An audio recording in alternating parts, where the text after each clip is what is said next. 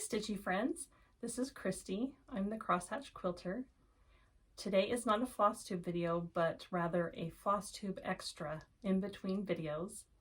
I don't have enough stitching progress to show you today because, as most of you know, I have had eye surgery. I have a little bit of progress, but not much. My surgeries went well, and I thank you so much for so many that have reached out to me and to check up on me. My vision went wonky in between the one eye surgery and the next. My depth perception was off, and I just couldn't sew, I couldn't stitch.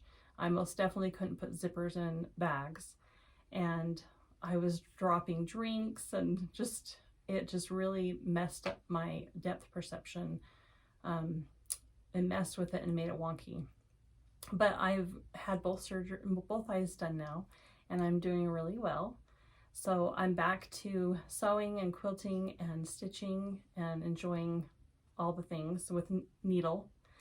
I had a viewer reach out to me on Instagram, and she had such a fun idea that I thought I would share it with all of you. She asked me if I would give her some ideas of how to set up a stitchy spot for a quilt retreat, or for a stitching retreat rather.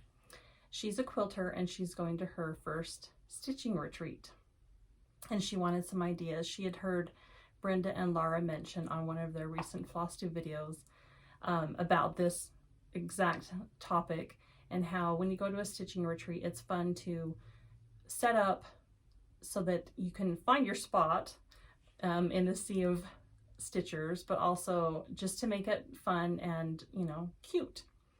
And if you're going to do something, you might as well make it cute, right? So I have a few ideas with you today to share with you of a stitchy spot, decor, quilting projects, and just setup in general. So I will share that with you as soon as I get done talking. I'll do a separate video attached to this.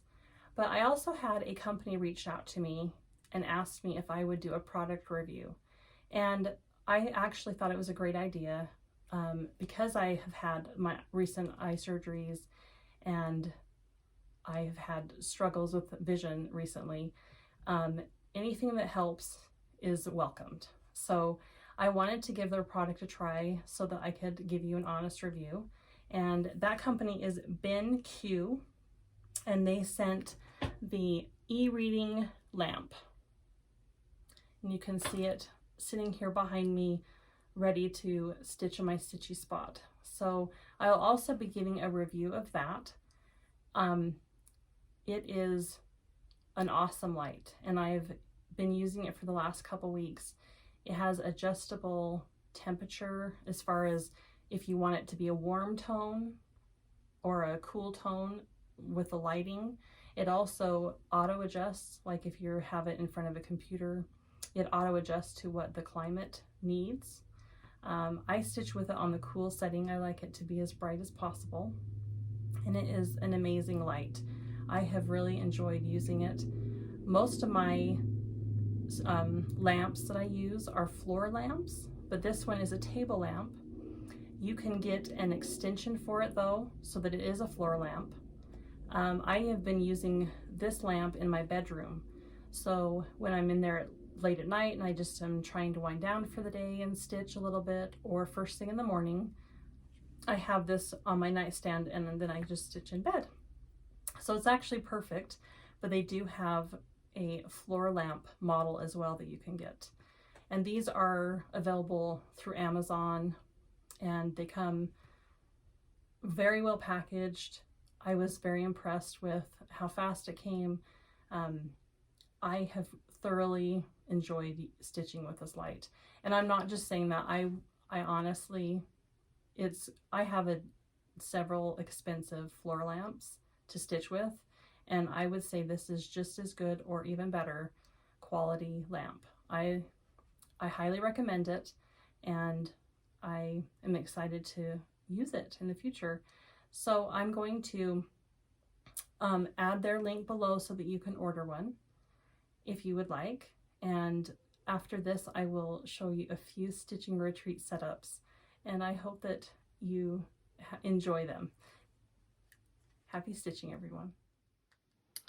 Okay, here I'm at my at-home Stitchy retreat, and I look forward to going on a stitching retreat with you all here soon.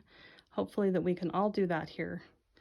But this is one idea. If you're into Bristol samplers and into red and white, I have got my red and white bag here on my pink book stand that I hold my chart with, and you need that when you're at a retreat. And then I just made a 12-inch block. This is out of Lori Holt's Cozy Christmas book. And I haven't quilted it or anything yet, but I wanted to show it to you as an idea for a red and white sampler setup. I've got my red scissors here, my scissor pocket so that my scissors don't poke a hole in my linens or my bag. And I've got my red glasses, of course.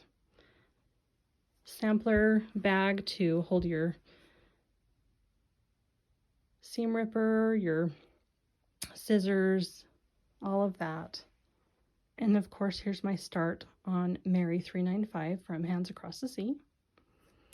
I'm stitching this on 36 count Mayflower by R&R Reproduction Fabrics. And then here I've got my lamp. You could take this lamp to a stitching retreat. It is heavy, but that's a good thing. But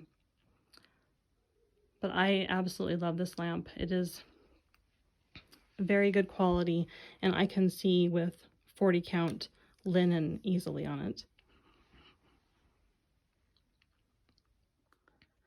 And then here is a Patriotic setup for stitching. My quilted mat here is a 12-inch block from Lori Holt's Farm Girl Vintage book. And then my Patriotic bag to match. And I'm working here on the Equality Sampler by Plum Street.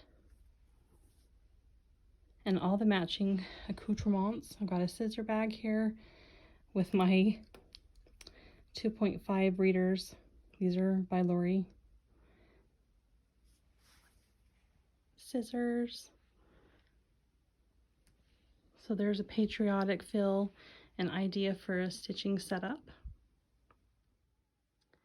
My third and final Stitchy retreat spot idea is just all colors to mix and match anything.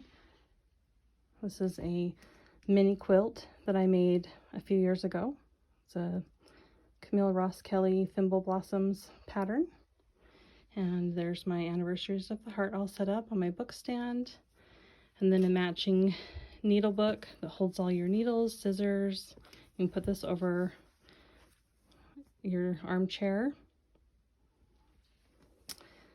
There's my glasses and this is called a dilly bag. My friend Kathy in Australia English paper pieced it for me, and it matches so nicely with all of the fabrics. So there's another theme we have going on. The options are endless and so fun. Happy stitching, everybody. Until next time.